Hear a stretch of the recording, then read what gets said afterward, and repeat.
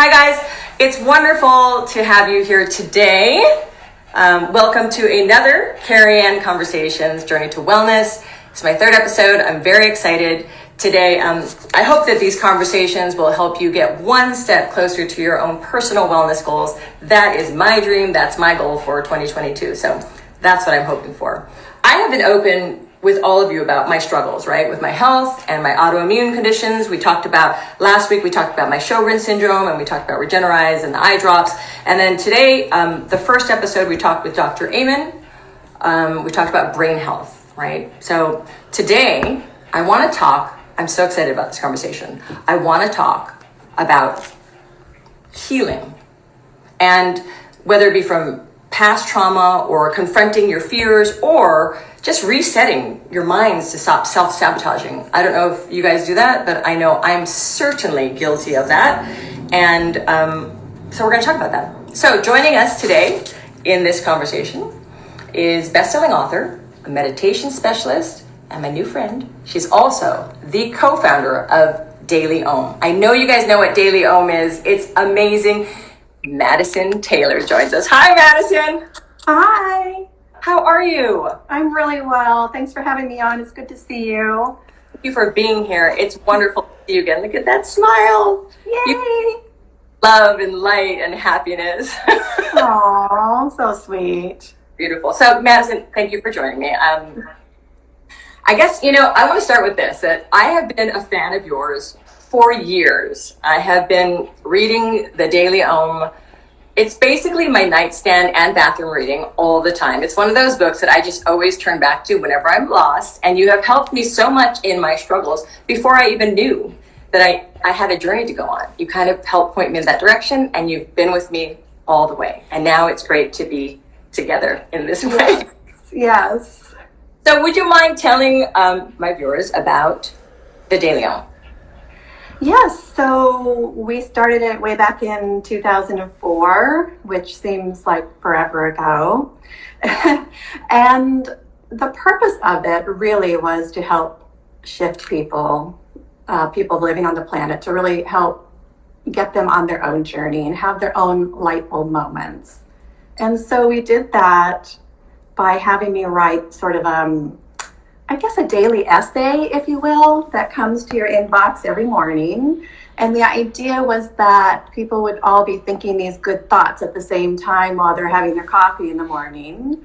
And the essays really were about my own life journey, but I didn't write it in a first-person perspective because I didn't want it to be about me. I wanted everyone to be able to relate to it. So really it was from relationships to depression and anxiety to trauma to just things that we all go through every day and we need help with, because I didn't get an instruction manual when I was born. I don't know about you, but I didn't know how to navigate any of the stuff that was happening to me. And so I thought that I could finally put all of my years of experience and all of my loss and all of my trauma and all of my learning and my journey to help other people.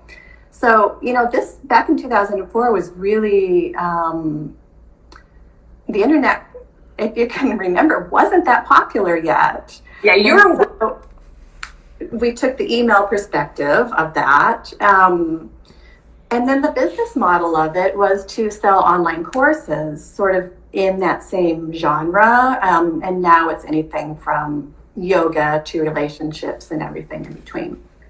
Part of Carrie Ann Conversations Journey to Wellness is all about spreading accessibility to wellness, and maybe people finding just a tidbit here and there, something that resonates with themselves, even if they don't know it's resonating, but something that sounds interesting to them, so that they can latch on and then maybe do their own research and head out into their own discovery. Because as we both know, it's a journey, right? And Yes.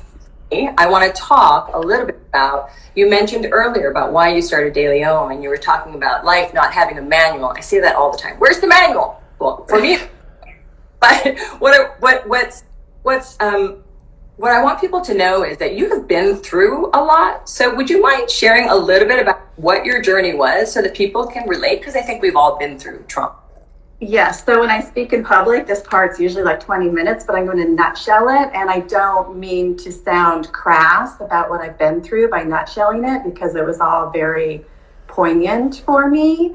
But it really started in early childhood in my home. I had a father that was a rageaholic, and I was scared to death of my own dad. And so I actually built a little closet in my closet in my bedroom. I built like a little sanctuary. I had my little typewriter in there, and I put posters on the walls and a light, so that when my dad was doing his raging, I would go into my room and then into my closet, close the doors, turn on my light, and kind of plug my ears and try and make it go away. So that was the foundation of my trauma. And then when I was in the 4th grade, I actually experienced my first panic attack, which in 4th grade, you're about 9 years old. And that's not something that a 9-year-old knows how to handle. So, that was in the 1970s. So there was no talk in those days about anxiety or panic attacks. There was no internet. And I had no one to talk to about it. Solve all our problems. We didn't have the Instagram, the accessibility for all that information.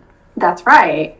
And so as time went on and hormones kicked in, hormones sort of exacerbated everything that I was going through. But I had a lot more incidences along the way. I had 2 attempted kidnappings of my life. On your life, they tried to kidnap? Yes, grabbing me off the street and trying to shove me in the car. Wow. Not once, but twice. That's just, I don't even know what to say. It's really unbelievable. Of course, attempted sexual molestation by a neighbor. I had a lot of attempted things, which is really interesting to me. I was groomed later on. There's a lot. Tragedy after tragedy. And I was this really super shy, super sensitive, kind of psychic, intuitive girl. Didn't know that at the time. So all of these things, I had nobody to talk to. And in high school, I started having anxiety so bad, I would sweat down to my waist every single day. So I had to wear sweaters to cover it. Again, these things weren't talked about. And so I finally went to a doctor, and I tried to explain my symptoms as I'm having trouble, breathing. Yeah. But how do I put that into words at 15? And I remember the doctor looked at me and she misdiagnosed me, and she said, oh, it looks like you just had a little too much sun. So, okay, hold on. We have to stop right there, because, a lot of people that follow me and listen to what I'm talking about have autoimmune conditions, and people that have, and mystery illnesses, chronic illnesses, autoimmune diseases, invisible illnesses are running rampant in our society right now, especially with long haul COVID. After everything that we've been through, stress levels are elevated and people don't know what's happening to them, right? But it's so great that you're talking about this, because you're putting into words what a lot of people are feeling. Some people have never had panic attacks. They don't even know the words for what that is. Some people don't give credit to the traumas in their past, whether it was attempted and they actually were able to kidnap you or not. It doesn't diminish the effect on our bodies, right? And so I would love for you to share. I know that later you were diagnosed with chronic fatigue syndrome, which I can relate to as somebody who has autoimmune, because I believe they're so similar. And you were so young back then, so long ago when this happened to you. How you have said that trauma can manifest into these sort of invisible illnesses for you, chronic fatigue syndrome. How is that, and why is that? I firmly believe that the trauma I experienced and was never dealt with, because I had no therapy, I didn't tell anybody, I kept it internalized. I honestly believe that manifested my serious illness, which later was diagnosed as chronic fatigue syndrome, which really is sort of a catch-all for when I think they don't really know what's wrong with you. My serious illness was caused by all of these things that happened to me that I never received therapy for. So my journey that I had to... Sorry, one second. When you say therapy, do you mean like just any sort of medical therapeutic, or do you mean like talk therapy or counseling? I never had counseling or talk therapy or doctor's intervention until I couldn't get out of bed. Mm-hmm. Yeah. And then I had a neurologist tell me, you're the sickest person I've ever met, and I have no idea what's wrong with you. That's from a neurologist, a top neurologist, and that scared the living daylights out of me.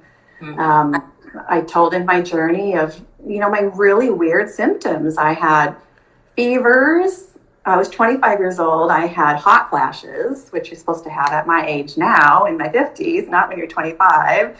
I had fibromyalgia, which I see in the body. All my dogs were like, Mommy has fibromyalgia too. Right? Yes. And so but the worst was the cognitive symptoms, the disorientation. I remember having one day where I was well enough to go to the store to buy toothpaste, and looking at all the toothpaste, and I see the one I bought for years and years right in front of me, but I couldn't reach out and grab it and make that decision to buy this toothpaste because I was so not in my body with my brain. My brain could not process to grab the toothpaste. Yeah. And that scared the daylights out of me. People don't understand, like when you say chronic fatigue syndrome, I'm sure you've experienced this. People kind of go, oh yeah, so you're tired. You're lazy. Tired, yeah, you're lazy. Oh, that's an excuse. Listen, that's very similar to what I've experienced. And even if it's not other people, sometimes it's the way we talk to ourselves. Like, oh, this is not real. You're making it up. And these are real concerns for people who have invisible illness. I always try to remind people, no one wants to feel badly in their life. No one wants to have to stay in bed. People want to get up and do their life. You have been through so much, and I want to ask, what is your advice to people out there? There's so many who are dealing still with unresolved trauma. Yeah. So we're so fortunate right now, and I didn't have this luxury there was no internet, there was no social media. And there were no blogs by real people that are going through it. And so now there is so much available. You can actually have talk therapy or a psychiatrist visit online or on the phone, especially since COVID has hit. And there is a price point available for everybody. Professionals will do a sliding scale. So what people need to do, and this sounds easy, but it's really hard, is to muster the courage to get brave enough to make that first phone call. The first phone call is the hardest. The first phone call is the hardest because you are in fear of rejection, or you're in fear that my problem isn't that bad. It's not horrible enough to warrant therapy, which is a bunch of baloney. We all deserve perfect wellness. I'm going to take some tea because I'm losing my voice. Okay, well, I want to share something with you while you drink your tea. I watched recently this show on Netflix, a series called Made. And it's about a woman who has dealt with domestic abuse, but she didn't have bruises. And she never punched in the face. So she didn't classify herself as being enough, right? This whole thing, I am enough. It even goes in the negative people. And this is something to think about, right? So she didn't classify her as abused enough to be able to go to a shelter.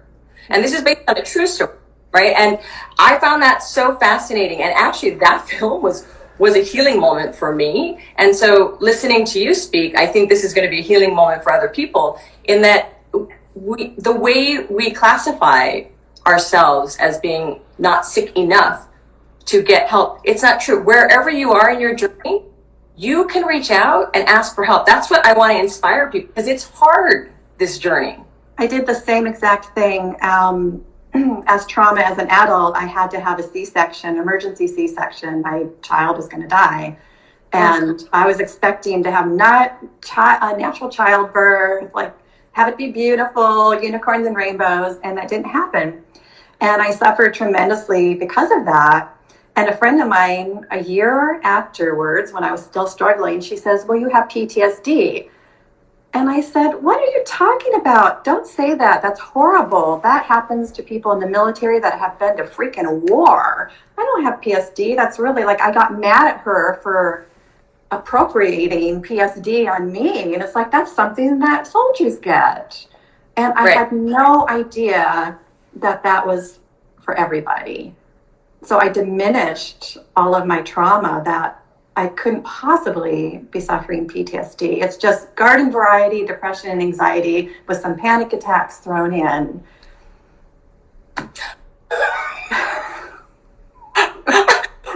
I'm laughing only because it's like I'm connected with you. It's like a giggle hug. You know, like I know. we're laughing at these things, but we're talking about depression, anxiety, and all of these issues that we're dealing with. People are, more than ever, I think people are really dealing with all of these issues. They have learned what depression is, right? They have learned what anxiety is. They've learned panic attacks, and they've learned that maybe they work differently, and there's PTSD. And I think that's the one thing that is fantastic about having the internet. And I'm going like this because I'm like stroking my phone, but having these kind of platforms where everybody can talk to each other, right? You don't have to be on a television show. You can just reach out and discuss whatever you want. Now, also, disclaimer, people, don't believe everything. Do your research, because not everything is true out there. Yes. However, I do want to say, you were one of those people that was always like a go-to site that was accessible for me when I didn't know where else to turn. So I'm so grateful. Now, let's move on to we were just talking about our mind and how our mind talks to us. Now, you've talked about fear recently, right?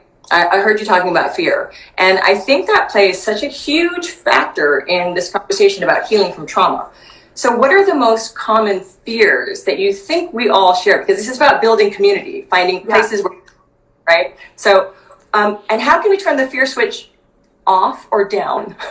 Yeah, so it's so funny. The two most common fears that everybody has, and people should think about this after the show is over because it'll be an aha moment.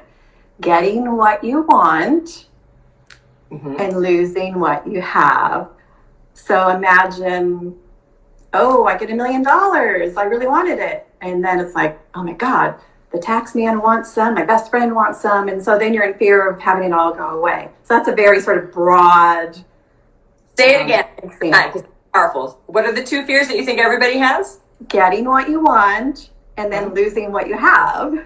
Yes. So getting it and then losing it. I mean, it's kind of, So those are the fears that humans have. But really a lot of fear that people have is doing the deep dive. And you and I know in order to heal, you have to do the deep dive. You have to unpeel the layers. And I'm a big baby steps person. And I don't believe in going to the center nugget right away. You've got to peel the outer layers. Excuse me, because it really is like an onion. Every baby step serves a purpose. And if you dive in too deep too fast, you're going to get scared and you're never going to go back. So I love, love, love. My whole work is about gentle baby steps. And my big tip is really to make a list of your fears and then go right into all of them and write as much as you can about each fear. What is the fear? How does it make you feel? How is it affecting your life? Because it is, and you may not know it. And then what I like to do, I'm giving homework again. I love to give homework. You're giving homework.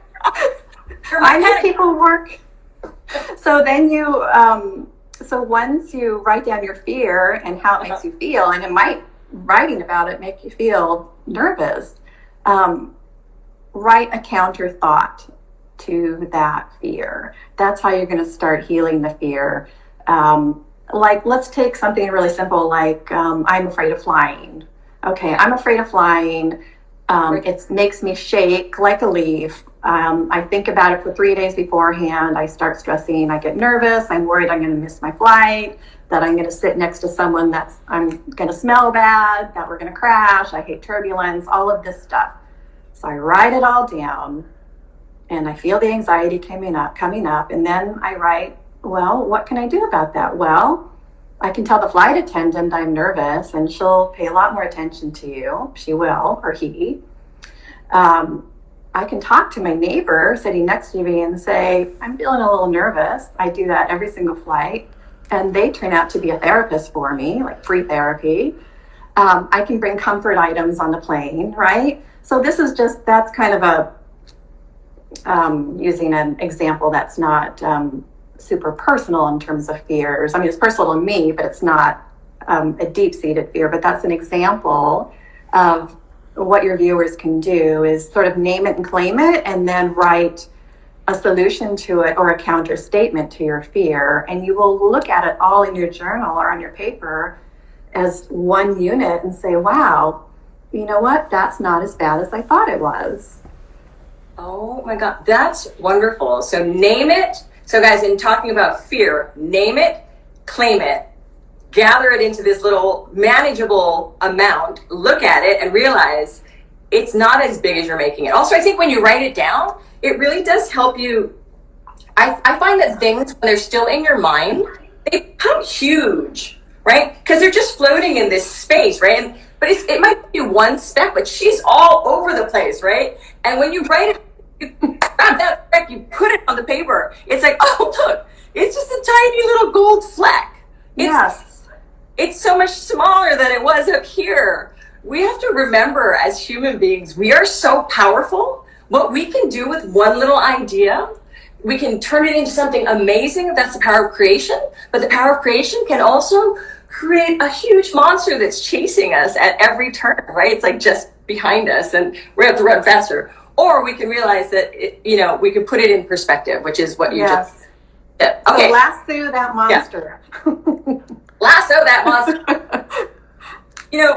What I love is that, look, everybody who's watching, you guys know, you can tell, she has so much information. It's hard to condense it into just a short little interview like this. But already I feel like you've given a lot. You've helped people talk about trauma and fear, put names to words that some people don't have.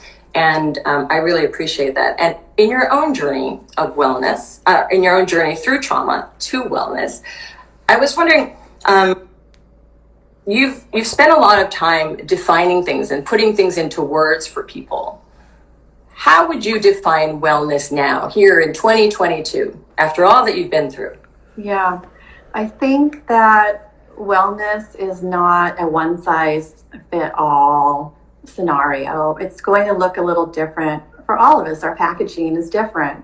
But what's really important is it can't be segmented. Wellness needs to be body, physical body, mind, brain health, and spirit, the trifecta. And they really need to go together. You can't have full wellness without having wellness in all of those areas. And it's all attainable. I know it can sound a little overwhelming, but again, if you take your baby steps, it's definitely attainable. Once you fix one of them, you'll find that the others tend to fall into place, and they really work. I mean, you are this amazing temple, right? This healing machine. And, you always hear the terms when you're a little kid, like the hip bone is connected to the backbone, right? So we are all connected. And so all of those three things, they intertwine and work together to make a healthy human being. So it's really important.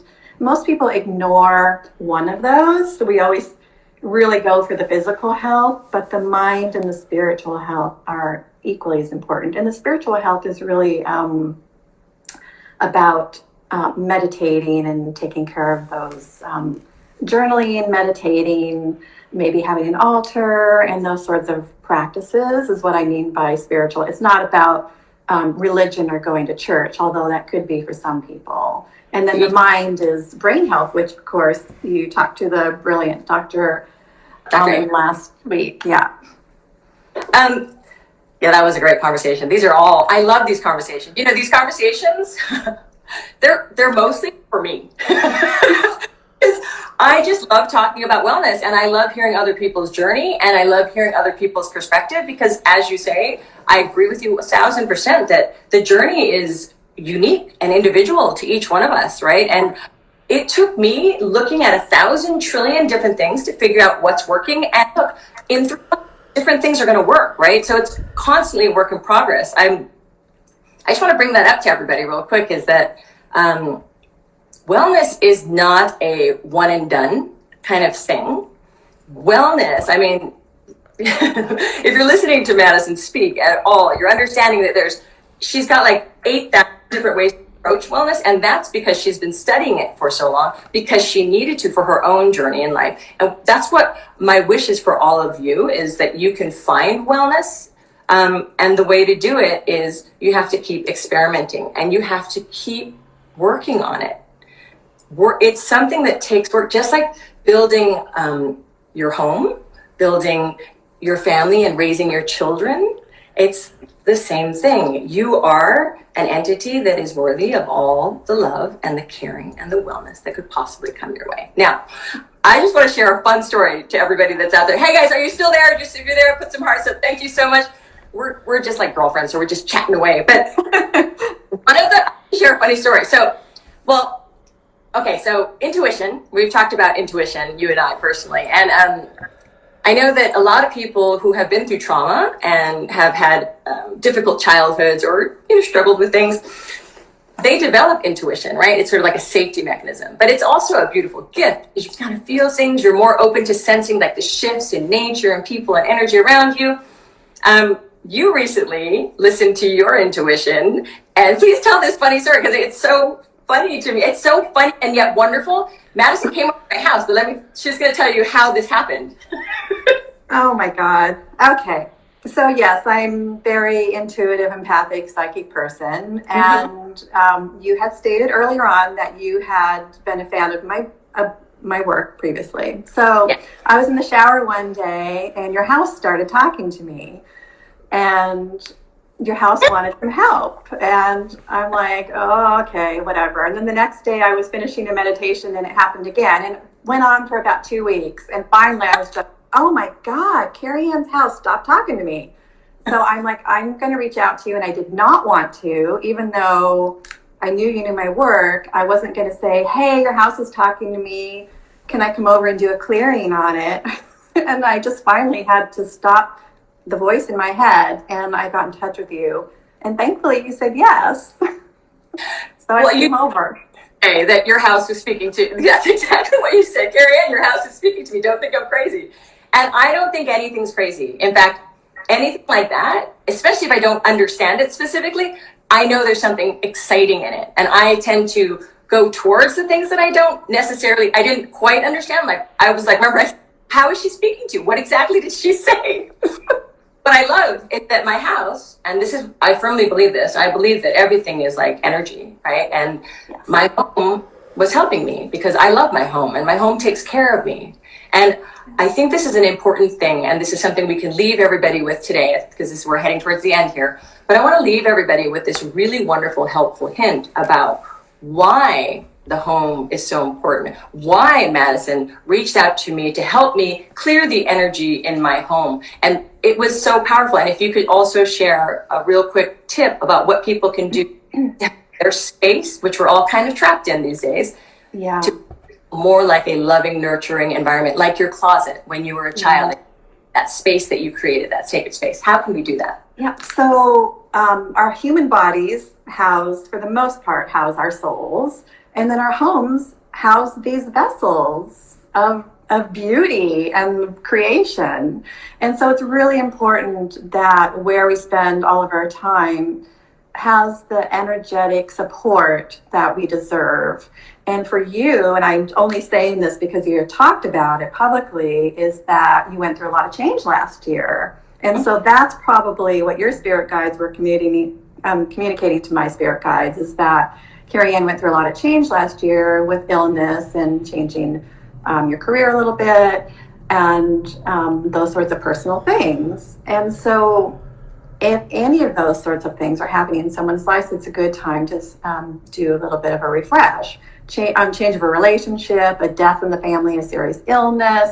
Some of these major events affect the energy in our homes, and we want the energy in our homes to be supportive, not to feel like it's dragging us down. So what I do, as you noticed, is pretty intense, and it's taken me a lot of years to sort of work up to how I do it. It almost also becomes a therapy session. You get homework as well. Like homework. You had homework. But what people can do listening at home right now on an easy, more simplified level is just get quiet with your house. Sit in the center of your house and get quiet and just tune into your house and start having feelings of gratitude for where you live, that it's giving you shelter, it's giving you peace, it's giving you safety right now. That's kind of a basis that you can do. And then you can go from room to room and put in the energy that you want. In your bedroom, you might want it to feel romantic or sexy or restorative. In the place where you work, you want it to be productive. In your kitchen, you might want to feel creative. So you can actually say these words out loud in those rooms and bring that energy in. That's a very simplified version of what you can do at home. Actually, very in depth. And if you guys listen to what she's saying and implement it, you will feel huge shifts. Even just now as she was speaking, I don't know if any of you did this, but like I just kind of centered in with her, thought about the center of my home. It immediately brought my energy down. I struggle, and we all know with my energy going too high, too fast, too quickly. And so anything that can bring me back down is very helpful for me. Some people struggle with the opposite, right? But when you center in like that in your home or even with yourself, because ultimately when you do something, tuning into yourself, right? And you're also saying, I want this more for my life, and I want this more for my life. And I ask of the universe and my home and God and whatever it may be to support my vision. And that's like the beginning of the year. So that's a beautiful way to end this conversation, because it's all about intentions for the new year. For more information, everything Madisyn, her meditations, obviously you kind of just felt that meditation. That was pretty incredible. Her online courses and her latest book, Unmedicated, The 4 Pillars of Natural Wellness, which is a fantastic read. I highly suggest it. Please check out her website at madisyntaylor.com. Madisyn, thank you so much for being so amazing and for this eye-opening conversation. I love you. Thank you. We'll talk soon. We will. Bye. I just want to kind of sum up that conversation, because there was a lot of powerful points in there that I want everybody to take home. I want you to have this as a takeaway. One is that trauma, PTSD, there's all different levels of life, right? And struggle. But yours is valid. Yours is valid enough for you to seek help. You are important enough to go seek the help that you want and need. It's okay. You don't have to think that you don't have enough trauma to seek help, whether it's talk therapy, which, as Madisyn discussed, we can get online. You have access to it everywhere. That is the beauty, to me, of social media and the internet. I know there's a lot of quote unquote evils, but I believe in the good, and I want to focus and use this platform for good. And I want to thank you all for being here and being a part of this community that we're building. If anything that we talked about resonated with you, let me know in the comments below. Also, if you don't mind, sharing it with your friends and see if we can build a bigger community and help more people. I would love that. And then, we learn from each other through conversations. So I'll see you next Thursday, January 27th, 2 p.m. Eastern, 11 a.m. Pacific. We're going to be interviewing the amazing Lisa A. Romano. She's a breakthrough life coach. She has helped me so much. I don't know if any of you are interested in codependence and being an empath and being and learning about narcissism and how to heal from narcissists. Yeah, it's going to be an amazing and in-depth conversation, and I look forward to seeing you all there. All right, take care and stay well and be kind to yourself.